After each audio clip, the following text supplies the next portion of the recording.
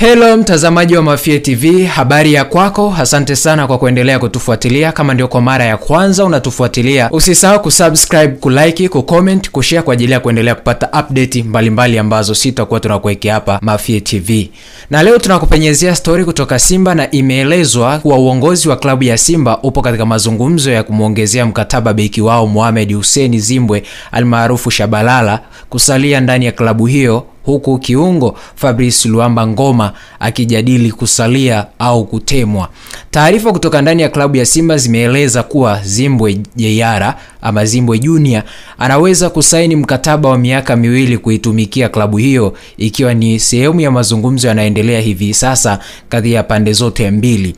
Kuhusu Ngoma bado ni swala la kujadiliwa, maana viongozi ndio wapo wanaangalia kumuongezea mkataba au kumtema. Swala lake bado ni ngumu na maamuzi ya mwisho tutajua baada ya ripoti ya kocha mkuu Fadu Davis itakapofika mezani. Kwa mujibu wa meneja wa idara ya habari na mawasiliano ya Simba Ahmed Ali, alisema kwa sasa anachotambua ni wachezaji ambao kocha Fadu Davis atawapendekeza katika ripoti yake kusalia, bila shaka watasalia.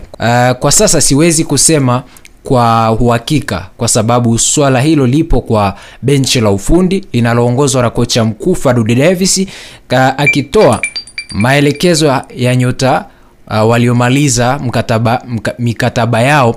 Basi watakapopendekezwa kusalia watasalia ndani ya kikosi hicho, alisema Ahmed Ali.